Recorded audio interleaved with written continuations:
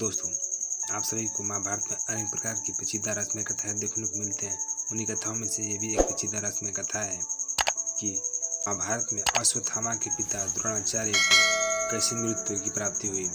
तो दोस्तों, आइए इस विषय में हम लोग जानते हैं कि द्रोणाचार्य की मृत्यु कैसे हुई। तो दोस्तों, वीडियो को शुरू करने से पहले यदि आप हमारे चैनल पर नए हैं तो आप हमारे चैनल को अवश्य सब्सक्राइब करें। तो दोस्तों, महाभारत के युद्ध में द्रोणाचार्य और उनके पुत्र अश्वत्थामा ने पांडवों की सेना में कोहराम मचा दिया था। पांडवों को गुरु द्रोणाचार्य को मारने के लिए उनके बेटे अश्वत्थामा की मौत की झूठी खबर फैलानी पड़ी थी। महाभारत की कथा में कई रोचक किस्से सुनने को मिलते हैं। महाभारत युद्ध के दौरान पिता पुत्र की एक जोड़ी ऐसी भी थी जिसने पांडवों के खेमे में कोहराम मचा दिया था।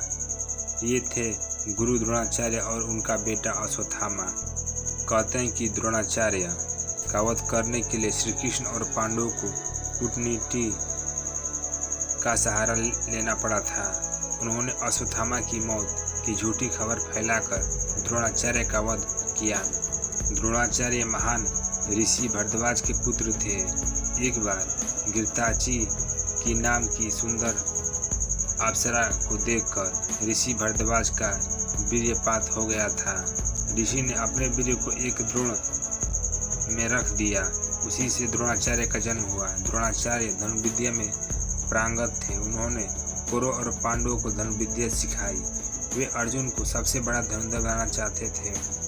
अश्वत्थामा गुरु द्रोणाचार्य का पुत्र था। कहा जाता है कि एक बार द्रोणाचार्य और उनकी पत्नी कृपि ने हिमालय में जाकर शिव जी की तपस्या की।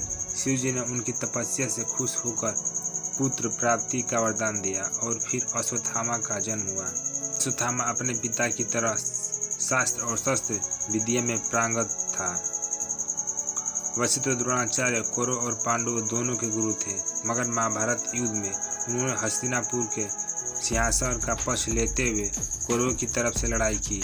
उन्होंने युद्ध में कई बार कौरवों की सेना का नेतृत्व भी किया। द्रोणाचार्य और अश्वत्थामा ने मिलकर पांडवों की सेना में कोहराम मचाया। उन्होंने पांडवों के कई महान योद्धाओं को हराया। महाभारत काल में चंद लोगों को ही चक्रव्यूह की रचना और उसे भेदना आता था। द्रोणाचार्य उनमें से एक थे। दुर्योधन के कहने पर द्रोणाचार्य ने ही युद्ध में चक्रव्यूह की रचना की। ये चक्रव्यूह युधिष्ठिर को फंसाने के लिए रचा गया था, मगर इसमें अभिमन्यु फंस गया और कौरवों ने उसका वध कर दिया।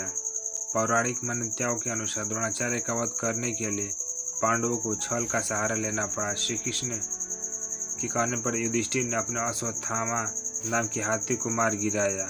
फिर खबर फैला दी कि अश्वत्थामा का वध हो गया। द्रोणाचार्य को लगा कि उनका पुत्र अश्वत्थामा नहीं रहा। उन्होंने तुरंत अपने सभी अस्त्र शस्त्र त्याग दिए। इस मौके का फायदा उठाकर धृष्टद्युम्न ने द्रोणाचार्य का सिर काटकर उनका वध कर दिया। कहते हैं कि अपने पिता की मृत्यु की खबर सुनकर अश्वत्थामा आग बबूला हो गया। उसके सिर पर खून सवार हो गया। महाभारत युद्ध में भले ही पांडवों ने जीत लिया। जब पांडव जीत का जश्न मना रहे थे तब पांडवों के खेमे में घुसकर तबाही मचा दी। अश्वत्थामा ने द्रौपदी के 5 पुत्र और धृष्टद्युम्न का उस समय वध कर दिया जब वे सो रहे थे। माना जाता है कि इस घटना के कारण अश्वत्थामा को सदियों तक जिंदा रहकर दुख भोगने का श्राप मिला। तो दोस्तों, आप सभी को यह वीडियो कैसा लगा? यदि यह वीडियो आप सभी को अच्छा लगा हो तो आप हमारे वीडियो को लाइक कर दीजिए और चैनल पर तक आप नए हैं तो आप हमारे चैनल को अवश्य सब्सक्राइब करें। धन्यवाद दोस्तों, मिलते हैं नेक्स्ट वीडियो में।